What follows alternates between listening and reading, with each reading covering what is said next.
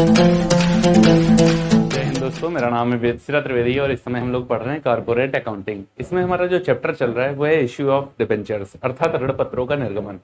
Company क्यों ऋण पत्रों का निर्गमन करती है, ऋण पत्र क्या होते हैं, कैसे उनका निर्गमन किया जा सकता है, तो उसकी कैरेक्टरिस्टिक्स मैं आपको बता चुका हूं। पिछले 2 वीडियो इश्यू ऑफ डिबेंचर्स से रिलेटेड मैं आपको दे चुका हूं। पहले वीडियो में कैरेक्टरिस्टिक्स बताई थी, अर्थात लक्षण बताए थे डिबेंचर्स के क्या होते हैं, और दूसरा जो वीडियो दिया था उसके अंदर मैंने आपको बताया था कि डिबेंचर्स कितने प्रकार के होते हैं। तो 2 वीडियो दे चुका हूं। आज हम लोग डिस्कस करने वाले हैं सेक्शन 71 में क्या रूलिंग दी गई है जब कंपनी अपने डिबेंचर्स को इशू करना चाहती है उससे पहले। साथ ही साथ मैं आपको बता दूं, कॉर्पोरेट अकाउंटिंग में ये जो मेरा इस समय सीरीज चल रही है, ये बीकॉम सेकंड सेमेस्टर के स्टूडेंट जिनका ऑब्जेक्टिव पेपर होने वाला है, और बीकॉम थर्ड ईयर के स्टूडेंट्स कानपुर यूनिवर्सिटी के तहत जिनका की डिस्क्रिप्टिव पेपर होगा कॉर्पोरेट अकाउंटिंग का, उनके लिए ये सीरीज बहुत इंपॉर्टेंट है। मैंने पिछले 25 वीडियो आपको प्रोवाइड करा रखे हैं कॉर्पोरेट अकाउंटिंग के, जिसमें कंपनी की बेसिक से लेकर के सब कुछ मैंने आपको बता रखा है। अभी हम लोग इस क्रम में चल रहे हैं डिबेंचर्स के इशू करने पर। तो देखते हैं, आज इस वीडियो में हम लोग देखेंगे कि सेक्शन 71 में क्या रूलिंग दी गई है जब कंपनी अपने डिबेंचर्स को इशू करना ऋण पत्रों के निर्गमन की होगी। तो वहां पर सेक्शन 71 में कुछ प्रोविजंस दिए गए हैं। वो कौन कौन से प्रोविजंस हैं जो सेक्शन 71 में दिए गए हैं? देखो, हमको यहाँ पर बात करनी है ऋण पत्रों के निर्गमन की। ऋण पत्र निर्गमित करने, देखो सबसे नीचे लिखा हुआ है ऋण पत्रों का निर्गमन। तो ऋण पत्रों का निर्गमन करने से पहले इन चीजों को हमें सेटिस्फाई करना होता है जो सेक्शन 71 में प्रोविजंस दिए गए हैं ऋण पत्रों को निर्गमन करने के संदर्भ में। देखते हैं क्या क्या दिया गया। सबसे पहले है आपका परिवर्तनीय ऋण पत्रों का निर्गमन। कंपनी परिवर्तनीय या अपरिवर्तनीय ऋण पत्रों का निर्गमन कर सकती है। परिवर्तनीय ऋण पत्रों का तात्पर्य है ऐसे ऋण पत्र जिनका एक निश्चित समय के अंदर परिवर्तन किया जा सकता है। परिवर्तन के पॉइंट ऑफ व्यू से ऋण पत्र 3 तरीके के होते हैं, या तो पूर्ण परिवर्तनीय होते हैं, या तो आंशिक परिवर्तनीय होते हैं, या तो अपरिवर्तनीय होते हैं। पूर्ण परिवर्तनीय ऋण पत्र पिछले वीडियो में बता चुका हूं। पूर्ण परिवर्तनीय ऋण पत्रों का मतलब होता है ऐसे ऋण पत्र जिनको यह अधिकार दिया गया है कि वह एक निश्चित सीमा के अंदर, मतलब एक निश्चित समय के अंदर अपने ऋण पत्रों को पूर्ण रूप से समता अंशों में बदल सकते हैं। आंशिक रूप से परिवर्तनीय ऋण पत्रों का तात्पर्य है कि कुछ रुपए के ऋण पत्रों को परिवर्तन करा सकते हैं समता अंशों में, बाकी का नहीं करा सकते हैं। और अपरिवर्तनीय का मतलब है ऐसे ऋण पत्र जिनका परिवर्तन नहीं हो सकता है। ऋण पत्र के तौर पर आप एज ए क्रेडिटर आए थे कंपनी में, और एज ए क्रेडिटर ही कंपनी से बाहर जाओगे आप, आपके ऋण पत्रों का परिवर्तन नहीं किया जाएगा समता अंशों में या किन्हीं अन्य अंशों में।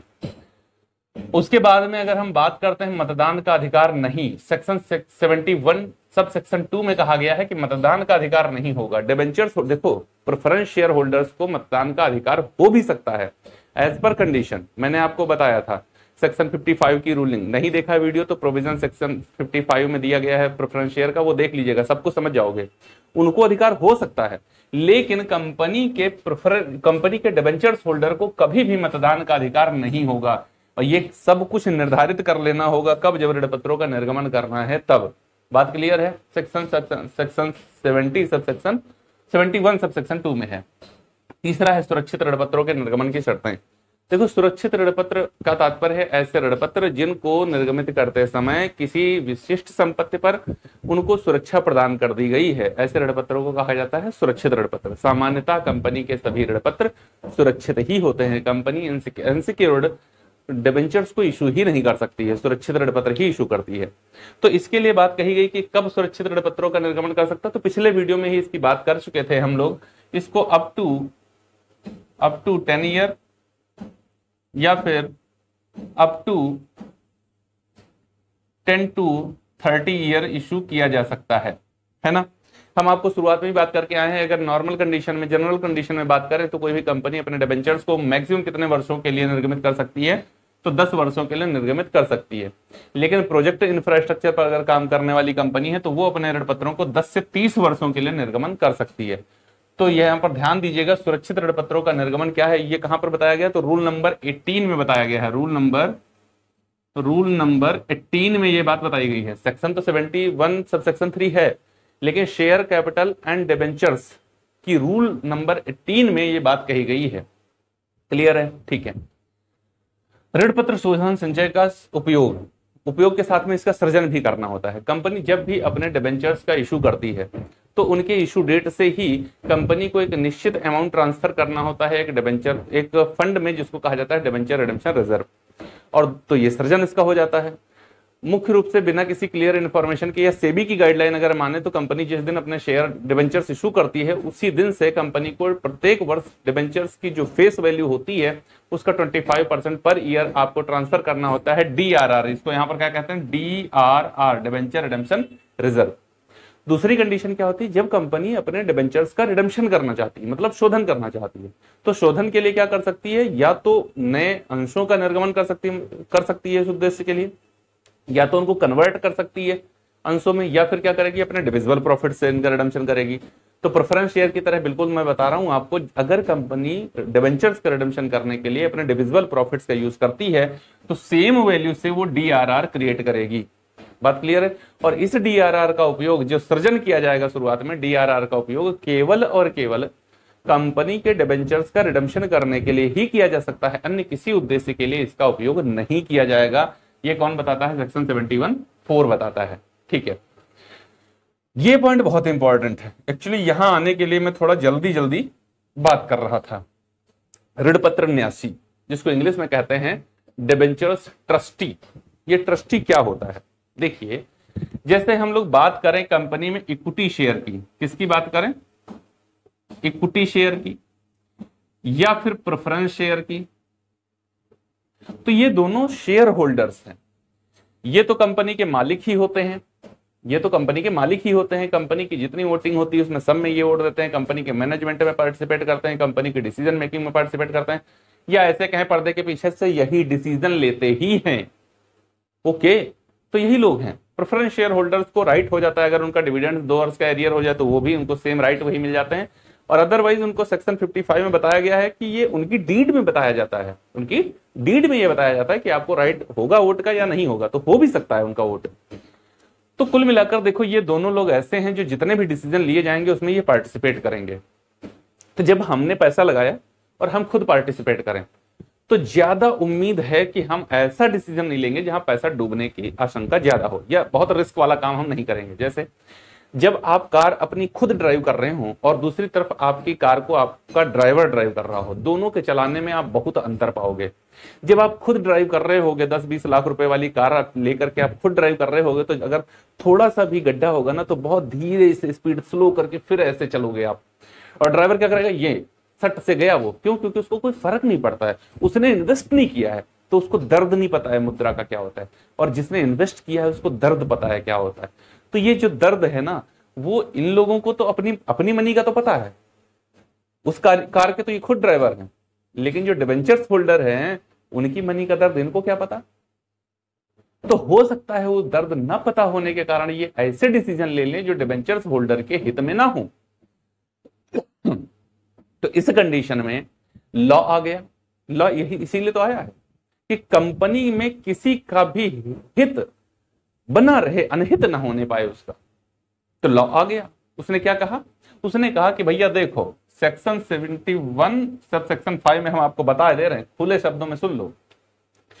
कोई भी कंपनी अपने डिबेंचर्स को तब तक इशू नहीं कर सकती, किसने? अप टू 500 तक अगर इशू कर रहे हो तो कर लो, लेकिन मोर देन 500 डिबेंचर्स आप इशू नहीं कर सकते, तब तक नहीं कर सकते जब तक आप हर एक 500 ऋण पत्रों पर एक ट्रस्टी अपॉइंट न कर लो। ओके, तो कंपनी को क्या करना होता है? मान लो कंपनी 10,000 ऋण पत्रों को इशू करना चाहती है, तो हर 500 ऋण पत्रों पर एक ट्रस्टी होना चाहिए। तो इसको 500 से डिवाइड कर दो, 2 जीरो ये कट गए, 2 जीरो ये कट गए, 5 दूना 10। कंपनी को अपने यहां कितने ट्रस्टी अपॉइंट करने पड़ेंगे? 20 ट्रस्टी अपॉइंट करने पड़ेंगे। कितने ट्रस्टी अपॉइंट करने पड़ेंगे? 20 ट्रस्टी अपॉइंट करने पड़ेंगे। तो ट्रस्टी है कौन? कुछ ऐसी एक या अधिक व्यक्तियों का एक समूह है, एक या अधिक व्यक्तियों का एक समूह है। मान लो 500 डिबेंचर इशू करे कंपनी तो एक ट्रस्टी अपॉइंट करेगी, 10,000 डिबेंचर इशू करे तो 20 ट्रस्टी अपॉइंट करेगी। तो एक या अधिक व्यक्तियों का एक समूह है ट्रस्टी। उसका काम क्या होता है? डिबेंचर्स होल्डर्स के हितों की रक्षा करना। ये डिबेंचर होल्डर यहां कंपनी में पार्टिसिपेट नहीं करेंगे, लेकिन ये लोग पार्टिसिपेट करेंगे। जितने भी डिसीजन लिए जा रहे होंगे इसमें ये हस्तक्षेप करेंगे, और अगर इनको लगेगा कि हमारे डिबेंचर्स होल्डर का हित यहां पर नष्ट हो रहा है, उनको नुकसान हो जाएगा इस डिसीजन से, उनको लॉस हो सकता है इस डिसीजन से, उनकी कैपिटल ब्लॉक हो सकती है इस डिसीजन से, उनकी कैपिटल रुक सकती है, उनका पेमेंट नहीं हो पाएगा इस डिसीजन से, तो वो लोग क्या करेंगे? वो लोग क्या करेंगे? देखो यहां पर फिर नीचे कहा ही गया है, ऋण पत्रधारियों के हितों की रक्षा, ये काम किसका है? ट्रस्टी का है। सेक्शन 61 सब सेक्शन 6 में बताया गया है, ऋण पत्रधारियों के हितों की रक्षा ये कौन करता है? ट्रस्टी करते हैं। तो ट्रस्टी क्या करेंगे? सबसे पहले तो अपने डिबेंचर्स होल्डर को सूचित करेंगे कि भैया देखो ये ऐसे ऐसे डिसीजन लिए जा रहे हैं, ऐसे ऐसे डिसीजन लिए जा रहे हैं, इससे आपका नुकसान हो सकता है, ठीक है ना। तो डिबेंचर्स होल्डर क्या करेंगे? ट्रिब्यूनल में, मैंने बताया था कोर्ट और ट्रिब्यूनल में क्या अंतर होता है। कोर्ट मतलब सामान्य रूप से सभी मुकदमे जहां सुने जाते हैं, केस सुने जाते हैं, वो कोर्ट होता है। ट्रिब्यूनल का मतलब होता है स्पेसिफिक टाइप के जहां पर केसेस सुने जाते हैं, उसको ट्रिब्यूनल कहते हैं। तो कंपनी में ट्रिब्यूनल है, तो उस ट्रिब्यूनल में डिबेंचर्स होल्डर, एक डिबेंचर होल्डर या सारे डिबेंचर होल्डर जाकर के ये मांग कर सकते हैं कि भैया देखो ऐसा है कि ये कंपनी में हमने इन्वेस्ट किया है और ये कंपनी इस तरीके के डिसीजन ले रही है जिसमें रिस्क ज्यादा है, इस रिस्क के कारण कंपनी का कैपिटल फंस सकता है और उसका कैपिटल फंसने के चक्कर में हम लोगों का हित जो है वो नष्ट हो सकता है, तो हमारा पैसा हमको वापस दिला दिया जाए या फिर इन डिसीजन में परिवर्तन किया जाए। तो ये काम देखो क्यों हो पाया? क्योंकि ये ट्रस्टी यहां पर हैं। तो ट्रस्टी एक या अधिक व्यक्तियों का समूह है जिसका हर 500 ऋण पत्रों के निर्गमन पर एक ट्रस्टी कंपनी को अपॉइंट करना होता है और यह ट्रस्टी कंपनी के ऋण पत्रधारियों के हितों की रक्षा करते हैं और प्रॉपर कंपनी के मैनेजमेंट में पार्टिसिपेट करते हैं। बात समझ में आ गई आपको? हाँ, तभी ऋण पत्रधारियों का हित सुरक्षित हो पाता है। अगली बात है ऋण पत्रधारियों के भुगतान में चूक। जब कंपनी अपने डिबेंचर्स होल्डर का भुगतान नहीं कर पा रही है तो इस कंडीशन में कंपनी का कोई एक डिबेंचर होल्डर या कंपनी के सारे डिबेंचर्स होल्डर ट्रिब्यूनल में जाकर के इस बात की शिकायत अपनी दर्ज करा सकते हैं और इस कंडीशन में कोर्ट कंपनी को यह आदेश देगा कि कंपनी के डिबेंचर्स होल्डर की मूल राशि ब्याज सहित भुगतान कर दी जाए। इस बात के लिए कंपनी को आदेशित किया जाएगा, ट्रिब्यूनल मतलब कोर्ट के द्वारा। तो ये सारी कंडीशंस हैं मुख्य रूप से। इसमें आपको मैं बाकी तो बता ही चुका था पहले ही प्रीवियस वीडियोस में। आज मुझे बात करनी थी ट्रस्टी की। एक इसमें और बात होती है जिसको कहा जाता है परिपासु क्लास। परिपासु क्लास जिसको हिंदी में कहते हैं समरूप वाक्य। क्या कहते हैं? समरूप वाक्य कहते हैं। ये समरूप वाक्य क्या होता है? मान लो कंपनी क्या करती है, इसको याद रखना, परिपासु क्लास कहते हैं इसको, परिपासु क्लास, ठीक है।